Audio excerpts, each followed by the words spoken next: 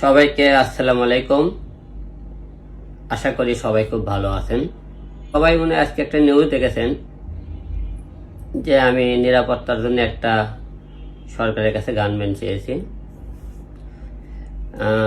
এবং আপনারা সবাই জানেন আমি গত 4 বার জাতীয় সংসদ নির্বাচন করি।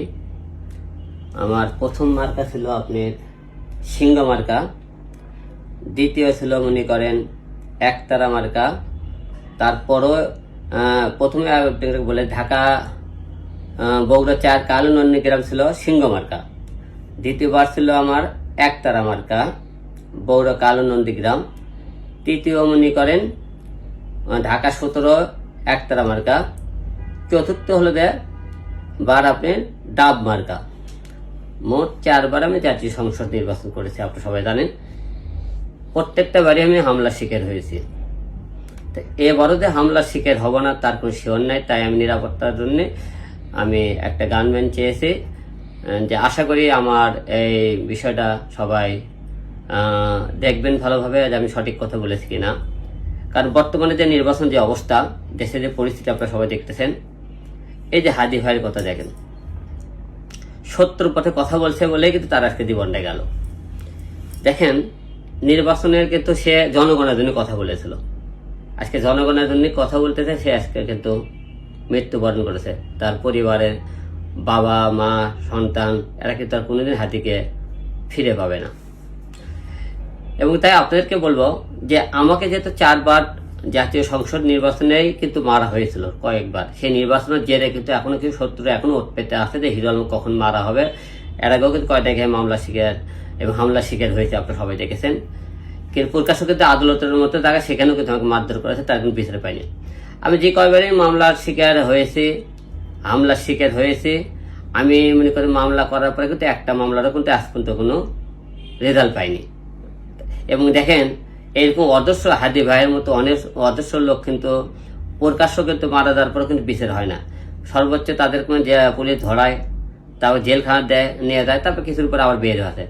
ফাঁসিতে কার্যকর করা হলে কিন্তু মৃত্যুটা কিন্তু মানুষের কমে যেত অনেকে। এবার সরকার সুষ্ঠু নির্বাচন করবে বলেছে। আপনারা সবাই জানেন আওয়ামী লীগ সরকার যখন ছিল সেই টাইমে কিন্তু আমি কঠোর আন্দোলনের মধ্যে নির্বাচন করেছিলাম, তাও কিন্তু নিজের জীবনের কথা ভাবিনি, জনগণের কথা চিন্তা করেছি। এখন আমার নেতাকর্মীরা সবাই বলতেছে ভাই এত আন্দোলনের টাইমে নির্বাচন করলাম, এবার সুষ্ঠু নির্বাচন হবে, তাহলে আপনি নির্বাচন কেন করবেন না? তাই আমরা সুষ্ঠু নির্বাচনের জন্য আমরা অবশ্যই নির্বাচনে আসতেছি। এই জন্য আমার নিরাপত্তার জন্য আমি গানম্যান চেয়েছি, এবং আমি অবশ্যই নিজের পার্সোনাল ভাবেও মনে করেন আমরা একটা গানম্যানের মনে করেন হলে যে একটা পিস্তলের জন্য আমি আবেদন করব, যে আমাকে যেন অল টাইম হলে যে একটা সাপোর্ট দেওয়ার জন্য দেওয়া হয় সরকারের কাছে। এছাড়াও মনে করেন হলে যে অনেকেই এই নির্বাচন নিয়ে যে আদৌ সুষ্ঠু নির্বাচন এবার হবে আপনারা মনে করতেছেন, এই নির্বাচনের আগে কত লোক টার্গেট হয়ে আছে আপনি জানেন না। অনেক লোকের মনে করেন যখন তৃতীয় পক্ষ মনে করেন যারা দেখেন নির্বাচনের মাঠে আসতে পারবে না, তারা কিন্তু অবশ্যই এই নির্বাচনের মাঠে কিন্তু গন্ডগোল করার চেষ্টা করবে, বিভিন্ন রকম একটা দেশে একটা অরাজক সৃষ্টি করবে, যে কাকে মারা যায়, কে বেশি কথা বলেছে, অনেক লোক কিন্তু টার্গেটে আছে। তাই এখন নির্বাচন সুষ্ঠু, এখন পুলিশ প্রশাসন কিন্তু মানে কলার গাছা হয়ে গেছে, তাদের সামনে গুলি করে তাদের সামনে মারা হলে কিন্তু কেউ কিন্তু কথা বলে। সকলের আগে নির্বাচন আসতে সকলের আগে পুলিশ প্রশাসনের কঠোর হতে হবে।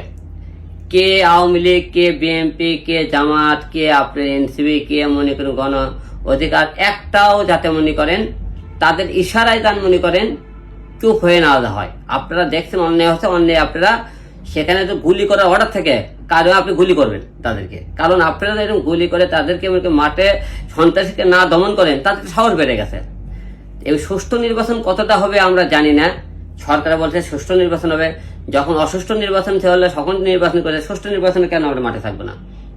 তাই আপনাদেরকে বলবো যে এই নির্বাচন নিয়ে যারা মনে করেন অনেকেই অনেক রকম কথাবার্তা বলতেছে, তাই নির্বাচনের আগে সকলের আগে পুলিশ প্রশাসন, নির্বাচন কমিশনার যারা আছেন, তারা আপনারা কঠোর ব্যবস্থা নিতে হবে, নাহলে কিন্তু নির্বাচন করা যাবে না। কারণ নির্বাচনে আপনারা কে কোন দল ক্ষমতায় আসবে, কোন দল আসবে না, কে আপনার খালা হয়, কে মামু হয়, কে আত্মীয় হয়, এইসব দল আপনারা বিবেচনা করেন নির্বাচনের মাঠে, তাহলে কিন্তু নির্বাচন করা যাবে না। তাই আপনাকে পুলিশ প্রশাসন মনে করেন হতে হবে পুলিশ সবার জন্য, সে যাই হোক, অন্যায় করলে আপনি সাথে সাথে অ্যাকশন নেন নির্বাচনের মাঠে, এবং যারা তাহলে সুষ্ঠু নির্বাচন করা সম্ভব।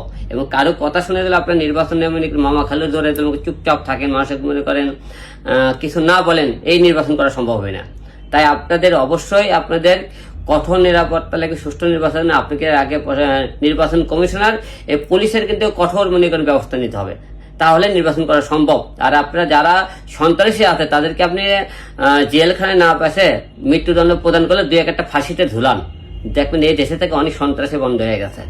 তাহলে আপনাদেরকে বলবো যে আমার নিজের নিরাপত্তা এবং আমার পরিবারের নিরাপত্তার জন্য একটা গানম্যান চেয়েছি। আপনারা সবাই জানেন, এটা নিয়ে অনেকে অনেক রকম কথাবার্তা বলছেন।